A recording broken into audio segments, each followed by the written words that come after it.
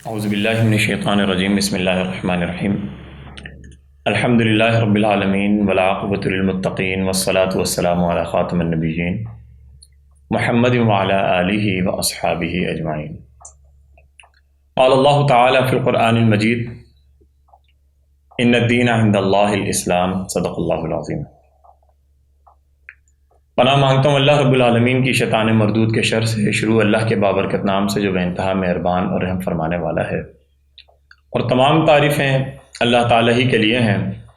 جو تمام جہانوں کا پالنے والا ہے۔ درود و سلام ہو نبی آخر الزماں محمد مصطفیٰ صلی اللہ علیہ وسلم کی ذات گرامی پر، ان کے اصحاب کرام پر، ان کے ازواج مطہرات پر، ان کے اہل بیت پر۔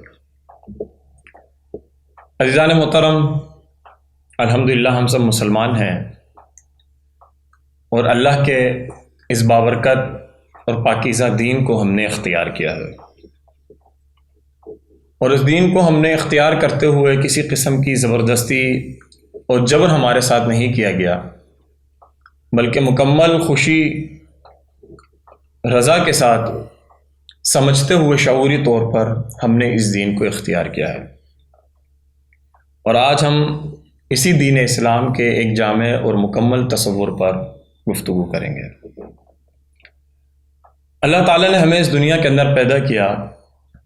پیدا کرنے کے بعد چونکہ ہم انسان اکیلے تنہا اس دنیا کے اندر زندگی نہیں گزارتے، تو ایک سے دو، دو سے چار، چار سے کئی افراد مل کر ایک خاندان اور قبیلوں کی صورت میں معاشرے کو جنم دیتے ہیں، معاشرہ وجود میں آتا ہے۔ اور معاشرے کے اندر چونکہ مختلف لوگ رہتے ہیں، تو اس معاشرے کے اندر رہتے ہوئے مختلف رویے، مختلف مزاج، مختلف سوچ کا ہمیں سامنا کرنا پڑتا ہے۔ تو ان مختلف رویوں کے حامل انسانوں کو، مختلف مزاجوں کے حامل، مختلف صلاحیتوں کے حامل انسانوں کو یکجا رکھنا، مستحکم رکھنا، ان کو انتشار سے بچانا، اور معاشرے کی ترقی میں ان کا کردار ادا ہو سکے، ان کی صلاحیتیں استعمال ہو سکیں، اس کے لیے ایک پورا نظام بنانے کی ضرورت ہے تاکہ معاشرہ ہر قسم کی خرابی سے اور انتشار سے محفوظ رہ سکے۔ تو اس کے لیے اب نظام وہ بنائے کہ جس نے اس پورے معاشرے کی اس بنیادی اکائی یعنی انسان کو پیدا کیا ہے، تاکہ انسان کے اندر موجود صلاحیتوں کو، انسان کے اندر موجود خصوصی چیزوں کو مد نظر رکھتے ہوئے، ان کے مزاج، ان کے رویوں کو سمجھتے ہوئے اس کے مطابق ایسا نظام تشکیل دیا جائے کہ جس کے اندر انسان کو اپنی زندگی گزارنا آسان ہو، اور اس کی ہر طرح کی نشو و نما ہو سکے، جسمانی نشو و نما ہو سکے، ذہنی نشو و نما ہو سکے، اس کی صلاحیتوں کو نشو و نما اس معاشرے کے اندر مل سکے۔ تو ہم ایک معاشرے کے اندر رہتے ہیں، ان تمام معاشروں کے اندر مختلف انسان، مختلف رویے ہمیں اپنے معاشرے میں نظر آتے ہیں۔ تو ان سب رویوں کا احترام کرتے ہوئے، ان سب رویوں کو ساتھ لے کر چلنا اسی کے لیے ممکن ہوگا کہ جو ان کے درمیان وہ متفقہ نظام لے کر آئے کہ جس کے اوپر سب متفق ہو جائیں۔ تو اللہ رب العالمین نے ہماری اس ضرورت کو محسوس کرتے ہوئے، تاکہ معاشرے کے اندر ہم اپنا کردار بہتر انداز میں ادا کر سکیں، ایک جامع دین کا تصور دیا ہے جس کو ہم دین اسلام کہتے ہیں۔ اور پھر اس کو تصور دینے کے بعد، چونکہ اللہ رب العالمین نے پیدا کرنے کے بعد ہمیں دنیا میں یوں ہی نہیں چھوڑ دیا، اور اس آزمائش سے اللہ تعالیٰ نے ہمیں محفوظ رکھا کہ ہم ہدایت اور اپنے مقصد زندگی کو تلاش کرنے کی کوشش کریں، بلکہ اس کی تلاش سے اللہ رب العالمین نے مجھے اور آپ کو دور رکھا اور ہمیں بتلایا کہ ہم کیوں اس دنیا کے اندر پیدا کیے گئے ہیں، ہمارا مقصد زندگی کیا ہے۔ اور اس دین کی صورت میں، اور اس دین کے پیغمبر یعنی انبیاء علیہ الصلوۃ والسلام جو اس دنیا کے اندر آئے ہیں، وہ پے در پہ آتے رہے اور انسان کو اس کا مقصد زندگی بتلاتے رہے، تاکہ انسان اپنے اصل سے نہ ہٹے، اور معاشرے کے اندر اس کا کیا کردار، اس کی کیا ذمہ داری ہے جو اللہ تعالیٰ نے اس کے اوپر سپرد کی ہے، وہ کردار اور ذمہ داری ادا کر سکے، تاکہ معاشرہ بہتر اسلوب پر، بہتر طریقے پر چل سکے، اور تمام انسانیت یہاں پر سلامتی اور سکون کا سانس لے سکے۔ لیکن بدقسمتی سے پچھلی امتوں کے لوگوں نے اللہ تعالیٰ کے اس نظام میں، اس شریعت کے اندر تحریفات کی، اس میں اپنی خواہشات داخل کی، اور اس میں اپنی نفسانی خواہشات کے ذریعے کہ جو چیز پسند آتی تھی اس کو رہنے دیتے تھے، اور جو چیز گراں گزرتی تھی اس کو ختم کر دیا کرتے تھے۔ تو یہ ہوتے ہوتے انہوں نے بالکل دین کو پچھلی امتوں نے مسخ کیا، اور جس کو بارہا اللہ رب العالمین نے اپنے انبیاء علیہ السلام اس دنیا کے اندر بھیج کے اس کو صفائی ستھرائی کی، اور بالکل واضح انداز میں دین جو بھی نبی اس دنیا کے اندر آتے تھے وہ نبی ان کے سامنے دوبارہ سے پیش کر دیتے تھے۔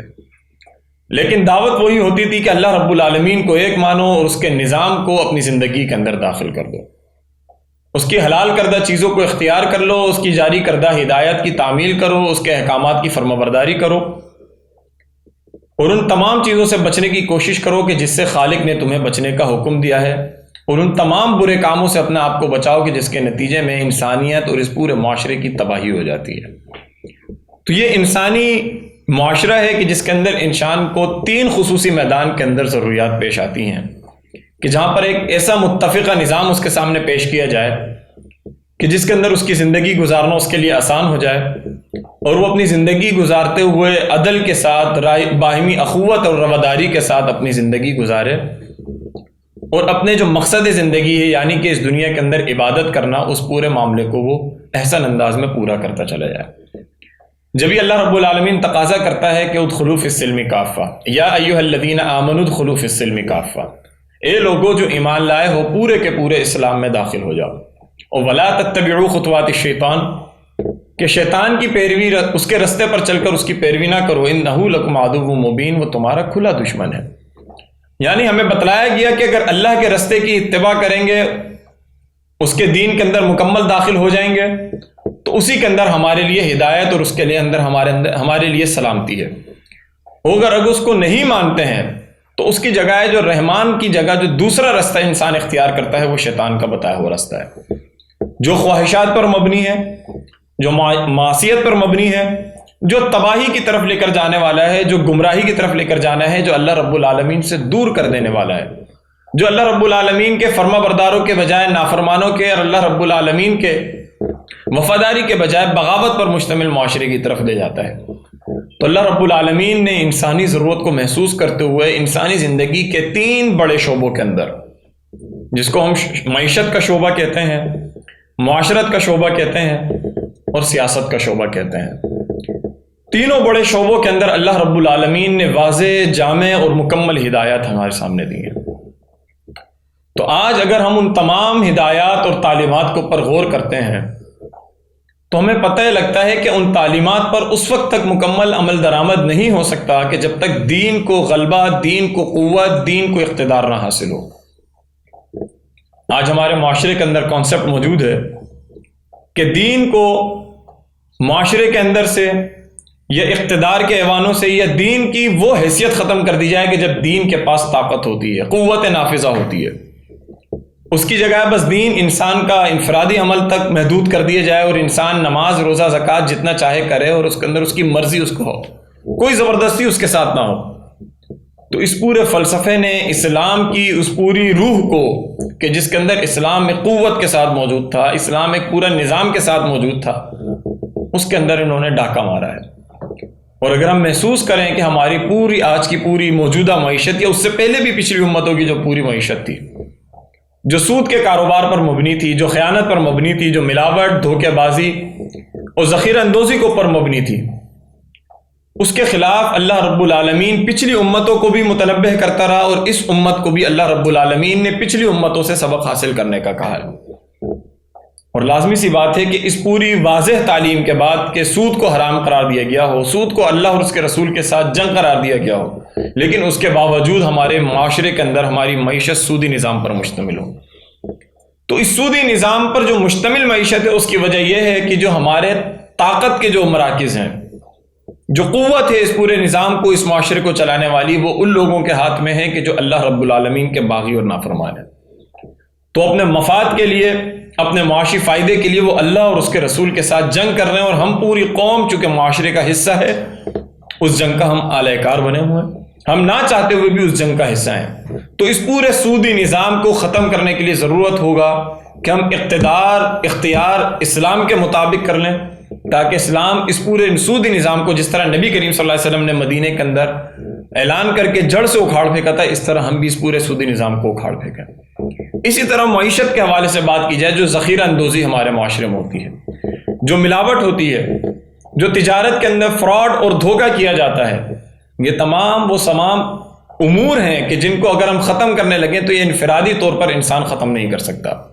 اس کے لیے اجتماعی طور پر ایک نظام جو اللہ رب العالمین کی طرف سے ہمیں بھیج دیا گیا ہے، بتا دیا گیا ہے، اس نظام کو قائم کرنے کی ضرورت ہے تاکہ اس پورے معاشرے کے اندر سے استحصال، ناانصافی اور ظلم کو ہم ختم کر سکیں اور معیشت کو اللہ رب العالمین کے بتائے ہوئے اصولوں کے مطابق ہم چلا سکیں۔ تو پوری معیشت کے آج کے دور کے اندر ہم اپنی پوری معیشت کو پر اگر نظر ڈالتے ہیں تو معیشت کی جتنی خرابیاں ہیں اس کی وجہ یہ ہے کہ اسلام کو یا دین کو وہ حیثیت ہمارے معاشرے کے اندر نہیں حاصل کہ جو اس کا حق بنتا تھا، جس کے نتیجے میں معاشرے کے اندر عدل اور انصاف ہونا تھا، جس کے اندر معاشرے سے استحصال کو ختم کر دینا تھا۔ اسی طرح اگر ہم اپنے پورے معاشرے کی اگر ہم بات کرتے ہیں تو معاشرے کے اندر آج جتنی خرابیاں موجود ہیں، جتنے برے رسم و رواج، جاہلانہ طور طریقوں کے انداز موجود ہیں، وہ اسی وجہ سے ہے کہ معاشرے کے جو نظام، جو رسم و رواج ہیں، اس کے اندر سے ہم نے دین کو شامل نہیں ہونے دیا، یا دین کو بس حسب ضرورت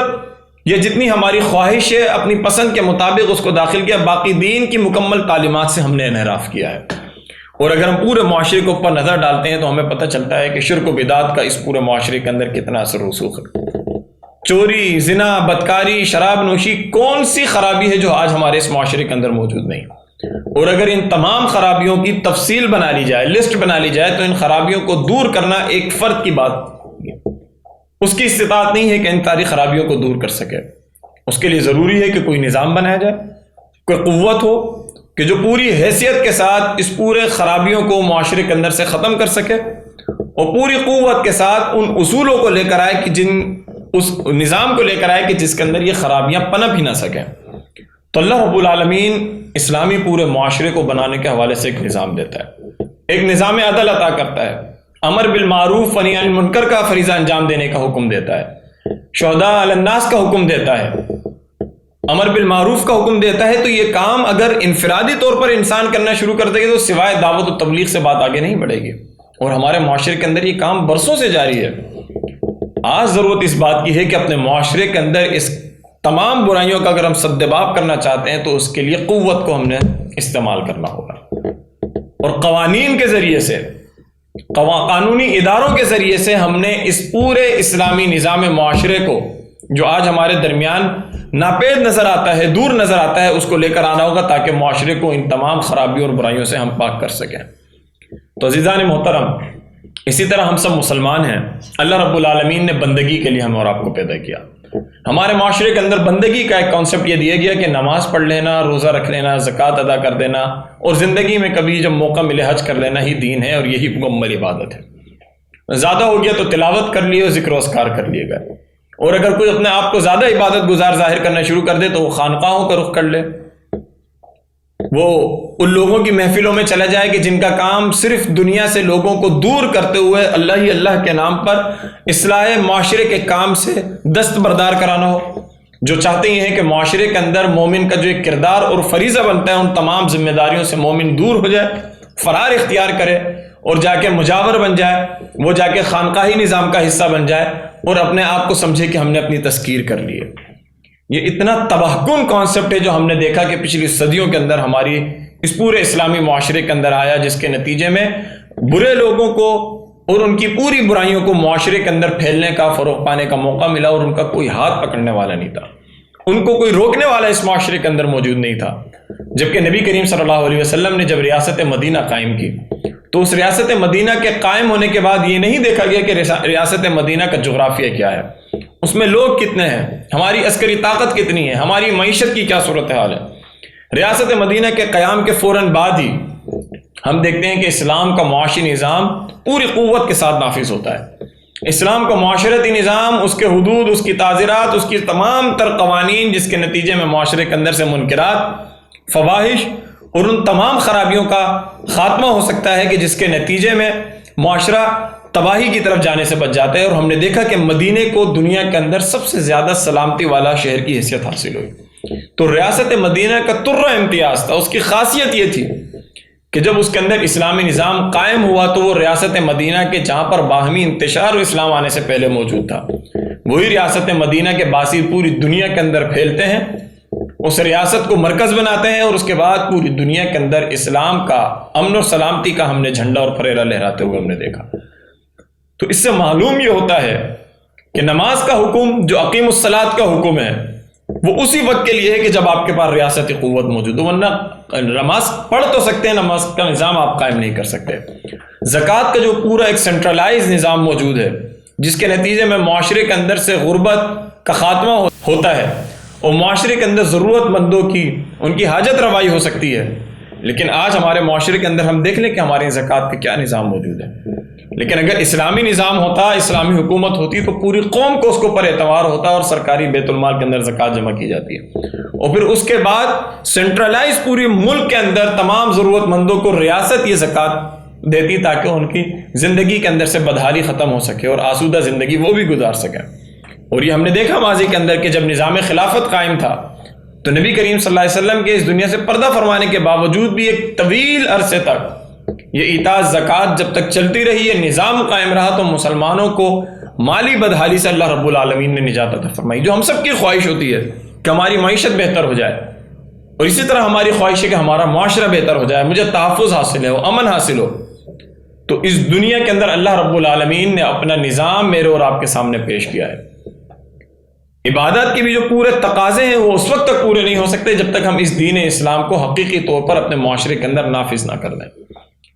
تو ہم سب چاہتے ہیں کہ اس پورے دنیا کے اندر اپنی بندگی کے تمام تقاضوں کو پورا کر سکیں، اپنے معاشرے کی اصلاح کر سکیں، اپنی معیشت کو اسلامی بنا سکیں، تو اس کے لیے ضروری ہوگا کہ ہم اس بنیاد کی داغ بیل ڈالیں کہ جس طرح نبی کریم صلی اللہ علیہ وسلم نے ریاست مدینہ کی داغ بیل ڈالی تھی۔ تو آج پورے پاکستان کے اندر ہم سب نوجوانوں کا یہ کام ہے کہ ہم اس معاملے میں سوچیں اور اس بات پر غور و فکر کریں کہ 70-75 سال ہونے جا رہے ہیں پاکستان جس کلمے اور عقیدے کی بنیاد پر بنا تھا، جس دین اور دین کی اساس کی بنیاد پر قائم کیا گیا تھا، تو اس پاکستان کو آج تک جبکہ اللہ کے نام پر حاصل کیا گیا اس کو خوشحالی نصیب نہیں ہوئی، اس کے اندر ہمیں امن نصیب نہیں ہوا، ہمارے معاشرے کے اندر سکون نہیں ہے۔ تو اس کی وجہ یہ ہے کہ ہم نے اس نظام زندگی کو جو دین اسلام کی صورت میں اللہ رب العالمین نے میرے اور آپ کے سامنے بھیجا تھا اس کو ہم نے اختیار ہی نہیں کیا، اس کو ہم نے صرف اتنا سا حسب ضرورت حسب ذائقہ استعمال کیا اور ہم یہ سمجھنے لگے کہ بس ہم تو مسلمان ہیں اور مسلمانوں کے تمام تقاضے ہم نے پورے کر دیے، جبکہ حقیقتاً دیکھا جائے تو ہم نے وہی یہودیوں اور بنی اسرائیل کی روش اختیار کی ہے کہ جو پسند آتا تھا اس کو اختیار کر لیتے تھے، جو ناگوار گزرتا تھا اس کو چھوڑ دیا کرتے تھے۔ اسی طرح اللہ رب العالمین فرماتا ہے کہ وَلَا تَلْبِسُوا الْحَقَّ بِالْبَاطِلِ وَتَكْتُمُوا الْحَقَّ، کہ لباس نہ پہناؤ حق کو باطل کا، جبکہ تم جانتے ہو کہ حق کیا ہے تم اس کو چھپاتے ہو، سب جانتے بوجھتے حق کو چھپاتے ہو، کتمان حق کرتے ہو۔ تو اس حق کی آواز، اس شہادت حق کا فریضہ اس معاشرے کے اندر سر انجام دینا تاکہ معاشرے کے اندر اللہ کا کلمہ بلند ہو سکے، اللہ کی حاکمیت قائم ہو سکے، معاشرے کے اندر مساوات، اخوت اور برابری، بھائی چارہ قائم ہو سکے، معاشرے کے اندر سے بدامنی، معاشرے کے اندر سے کرپشن، معاشرے کے اندر سے خیانت، معاشرے کے اندر سے ان تمام سماجی برائیوں کا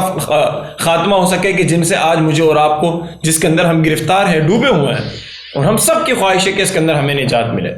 ہم سب چاہتے ہیں کہ اس سے ہمیں نجات عطا ہو اور ہم پرسکون زندگی دنیا کے اندر عزت کے ساتھ ہم گزار سکیں۔ ہماری آپ دیکھیں گزشتہ سال کی پورا معاشی جو پورا نظام چلتا آ رہا ہے جو سود پر مبنی ہے، قرضے پہ قرضے لیے جاتے ہیں، کیا پیداوار رک گئی ہے؟ کیا صنعتیں بند ہو گئی ہیں؟ کیا افرادی قوت کی کمی ہے؟ پاکستان کے اندر کسی چیز کی کمی نہیں ہے، زراعت یہاں پہ سب سے زیادہ ہوتی ہے، صنعتیں یہاں پر موجود ہیں، یہاں پر باصلاحیت افرادی قوت پوری موجود ہے، لیکن چونکہ ہم نے اللہ اور اس کے رسول کے ساتھ جنگ کی ہے، ہم حالت جنگ میں ہیں اور اللہ اور اس کے رسول کے ساتھ نعوذ باللہ ہم جنگ کر رہے ہوں اور ہم یہ خوش فہمی کے اندر مبتلا ہوں کہ ہمارا ایک دن نظام معیشت ٹھیک ہو جائے گا، تو یہ سوچنے کی بات ہے کہ ہم اللہ اور اس کے رسول کے خلاف جنگ کر رہے ہیں اور اپنے آپ کو ہم مسلمان کہتے ہوں۔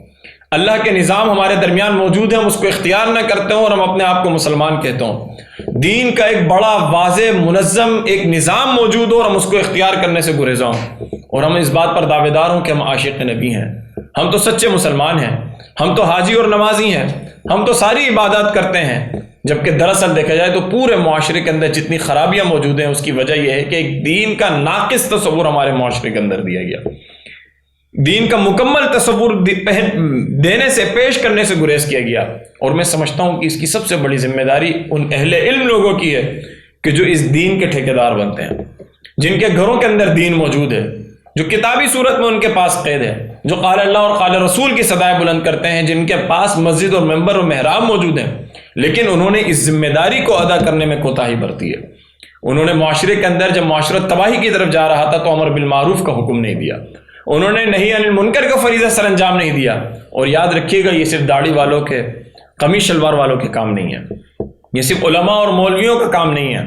یہ ہم سب کا بحیثیت امت مسلمہ ہم سب کا کام ہے۔ تو آنے والی نسل اگر یہ چاہتی ہے کہ پاکستان کے اندر ہم اسلامی نظام کو دیکھیں، ہم سلامتی اور سکون حاصل کریں، ہم دنیا کے اندر عزت اور وقار حاصل کریں، ہم اپنی معاشی بدحالی سے نکل کر خوشحالی حاصل کر سکیں، تو اس کے لیے آج ہمیں ضرورت ہے کہ ہم توبہ کریں، اللہ کی طرف پلٹیں۔ جو اللہ کے دین سے ہم نے روگردانی اور فرار کا راستہ اختیار کرا ہے، اس فرار کے راستے سے ہم پلٹ آئیں، اللہ تعالیٰ کی طرف رجوع کر لیں اس دین کی طرف۔ اور یہ دین تا قیامت کے لیے ہے، تمام انسانوں کے لیے ہے، اس دین کے اندر اللہ تعالیٰ نے ہدایت رکھی ہے۔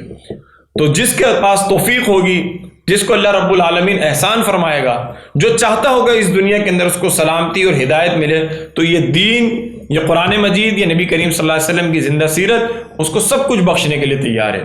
لیکن اگر ہم بدنصیب لوگ ہوئے اور ہم یہ چاہتے ہوں کہ جو ہماری پوری حالت ہے، اللہ تعالیٰ قرآن مجید میں کہتا ہے کہ ان اللہ لا یغیر ما بقوم حتی یغیروا ما بانفسہم، کہ اللہ تعالیٰ نے کبھی کسی ایسی قوم کی حالت نہیں بدلی جو اپنی حالت بدلنا بھی نہ چاہتی ہو۔ تو ہم تو انہی قوموں میں سے ہیں جو بے حس ہے، ہمارے یہاں بڑے بڑے واقعات ہو جاتے ہیں اور ہم بے حسی کا مظاہرہ کرتے ہیں، بڑے بڑے سانحات سے اس قوم کو گزرنا پڑا اور اس قوم نے کبھی یہ نہیں سوچا کہ وجہ کیا ہے، وہ بنیاد کیا ہے کہ جس کو ہم پکڑ نہیں رہے، جس کی وجہ سے آج معاشرے کے اندر یہ ہمارا حال ہو چکا ہے۔ تو ہم سمجھتے ہیں کہ اس موقع کے اوپر خصوصی طور پر نوجوانوں کو، کیونکہ آپ باشعور ہوتے ہیں، اللہ تعالیٰ نے صلاحیت دی ہے، طاقت اللہ تعالیٰ نے آپ کو بخشی ہے، ابھی آپ کو اللہ تعالیٰ نے پوری زندگی دی ہے، تو اپنے اس نظام زندگی کو، اس دین کو اس دنیا میں غالب کرنے کے لیے جو پوری دنیا کے اندر جہاں جہاں جون سی تحریکیں چل رہی ہیں ان کا حصہ بنے، اس کا دست و بازو بنے، جو صلاحیت اللہ تعالیٰ نے آپ کو دی ہے اس صلاحیت کو اس کام کے اندر استعمال کریں۔ یہی اصل بندگی رب ہے، اسی کے لیے اللہ رب العالمین نے مجھے اور آپ کو پیدا کیا ہے۔ اور اگر ہم بندگی بجا لانا چاہتے ہیں، ہم اپنی نمازوں کے اندر، ہم اپنے روزوں اور زکوٰۃ اور حج کو اللہ رب العالمین کے حضور قبول کرنا چاہتے ہیں، تو اس کے لیے ضروری ہے کہ ہم اس فریضے کو سر انجام دیں جو مجھے اور آپ کو پر فرض کیا گیا ہے۔ ورنہ اس کی مثال ایسی ہے کہ اگر ہم یہ سمجھتے ہوں کہ صرف نماز روزے کا ادا کر لینا ہی دین ہے، تو اس کی مثال ایسی ہے کہ گھر کے اندر جب ہم کھانے کھاتے ہیں تو اللہ رب العالمین نے، تو ہم نے دیکھا کہ دین نے تو بڑی واضح تعلیمات دی ہیں، کھانے پینے کے آداب دیے ہیں، سونے جاگنے کے، چلنے پھرنے کے، گفتگو کرنے کے، طہارت کے، پاکیزگی کے، ہر حساب سے اللہ رب العالمین نے اس دین کے اندر تعلیم رکھی ہے۔ لیکن ایک مثال اگر ہم ذرا سی غور کریں، اس کے اوپر سوچنے کی کوشش کریں کہ ہم کھانا کھانے بیٹھیں،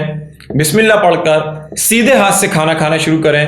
اسی طرح بیٹھیں گے جو سنت کا طریقہ ہمیں بتلایا گیا ہے، لیکن ہمیں یہ معلوم ہو کہ جو کھانا ہم کھا رہے ہیں، جو رزق ہم کھا رہے ہیں، وہ حرام ہے، وہ حرام ذرائع سے حاصل کرتا ہے، جو چیز ہم کھا رہے ہیں وہ حرام پر مبنی ہے۔ تو یہ بتائیے کہ آپ کا یہ آداب، یہ سارا کام کرنا اس کھانے کو حلال کر دے گا؟ نہیں کر سکتا۔ حالانکہ یہ عبادت ہے کہ اللہ تعالیٰ کا نام لے کر کھانا شروع کیا جائے، کھانے کے اندر سنتوں کا خیال رکھا جائے۔ بالکل یہی حال آج ہماری عبادات کا بھی ہے۔ عبادات تو ہم کر رہے ہیں، تمام ہم کام کرنے کی کوشش کر رہے ہیں، لیکن عبادت کس مقصد کے لیے کی جاتی ہے، دین اس سے کیا حاصل و مقصود چاہتا ہے، وہ ساری چیزیں آج ہمارے شعور سے دور ہیں، ہم سب اس سے دور ہیں۔ تو عزیزان محترم، اللہ کے دین کو اس دنیا کے اندر غالب ہونے کے لیے، اس دنیا کے اندر غالب کرنے کے لیے، نافذ کرنے کے لیے، آج مجھے اور آپ کو اس دین کا حصہ بننا چاہیے۔ اس دین کے جو علمبردار ہیں، جو اس کو نافذ کرنے کی تحریکیں اس معاشرے کے اندر موجود ہیں، ان کا حصہ بننا چاہیے۔ ہم نیوٹرل ہو کر، غیر جانبدار ہو کر ان لوگوں کے اندر اپنا شمار نہ کریں کہ جن کو اللہ رب العالمین نے منافقین کہہ کے پکارا ہے، یا ان لوگوں میں سے پکارا ہے کہ جو اس معاشرے کے اندر بے حیثیت لوگ ہیں، جن کو خس و خاشاک کی مانند قرار دیا گیا۔ یہ دین، یہ شریعت تو ان لوگوں کے لیے اتری ہے، ان جوان مردوں کے لیے اتری ہے۔ سید ابو العلا مودودی کہتے ہیں کہ جو ہواؤں کا رخ بدلنا چاہتے ہوں، ان ہواؤں کے دھاروں پر بہنا نہیں جانتے ہوں، ان کے لیے یہ شریعت اتری ہے کہ جو پانی کے رخ کو موڑنا جانتے ہو، جو دریاؤں کے دھاروں کو بدل دیتے ہوں، جو لوہے کے آگے، طاقت کے آگے جھکنے کے بجائے اس طاقت کو اپنے سامنے جھکا دینے کی صلاحیت رکھتے ہیں۔ تو دین تو اپنی پوری قوت کے ساتھ صلاحیت کے ساتھ، اپنی تمام تر لوازمات کے ساتھ آج بھی ہمارے درمیان موجود ہے۔ تو اگر ہم چاہتے ہیں کہ دنیا کے اندر عروج، غلبہ، عزت اور خوشحالی ہمیں نصیب ہو، تو یہ دین اپنے اندر ایک مکمل اسکیم، پورا پیکج اپنے اندر رکھتا ہے، اور منتظر ہے کہ اس دین کو اپنی زندگی کے اندر ہم اپنے معاشرے کے اندر لے کر آئیں۔ نبی کریم صلی اللہ علیہ وسلم نے فرمایا کہ جب کسی زمین کے خطے کے اوپر اللہ رب العالمین کی ایک حد نافذ ہوتی ہے تو وہ 40 دن اور رات کی رحمتوں والی بارشوں سے زیادہ جو ہے نا انسان کے لیے مفید اور فائدہ مند ثابت ہوتی ہے۔ ایک حد، ایک قانون اللہ تعالیٰ کا کسی زمین کے اوپر نافذ ہوتا ہے، اور ہم جس زمین کے اوپر بستے ہیں اللہ ہی کے نام پر حاصل کی گئی، اور یہاں پر شریعت کا قانون موجود نہیں ہے۔ ہم سب شریعت کے قانون کے سب سے بڑے مخالف اور رکاوٹ ہم بنے ہوئے ہیں، اور پھر ہم اس بات کی توقع رکھتے ہوں کہ یہاں پر زیادتی کے کیسز ختم ہو جائیں، یہاں پر چوری اور ڈکیتی اور راہزنی ختم ہو جائے۔ ہم یہ چاہتے ہوں کہ ہمارے معاشرے کے اندر سے خیانت اور کرپشن ختم ہو جائے، ہم چاہتے ہوں کہ معاشرے کے اندر سے رشوت اور ملاوٹ اور ذخیرہ اندوزی ختم ہو جائے۔ یہ سب ہماری خام خیالی ہے،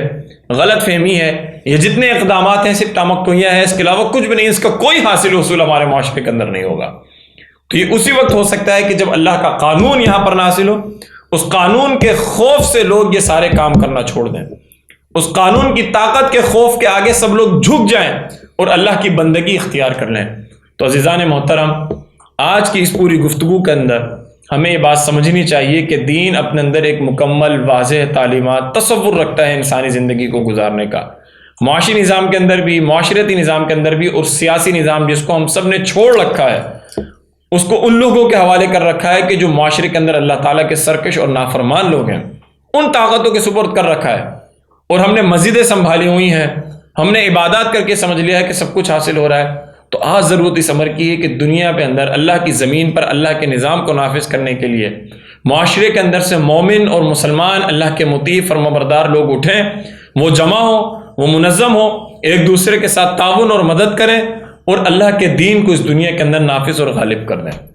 تو اللہ تعالیٰ سے دعا ہے کہ اللہ رب العالمین مجھے اور آپ کو بندگی کے تمام تقاضوں کو پورا کرنے کی توفیق دے، دین اسلام کے اوپر مکمل عمل کرنے کی توفیق دے، اور دین اسلام جو ہم سے تقاضا کرتا ہے بطور مسلمان، ان تمام تقاضوں کو پورا کرنے کی اللہ رب العالمین مجھے اور آپ کو توفیق دے۔ وآخر دعوانا ان الحمد للہ رب العالمین۔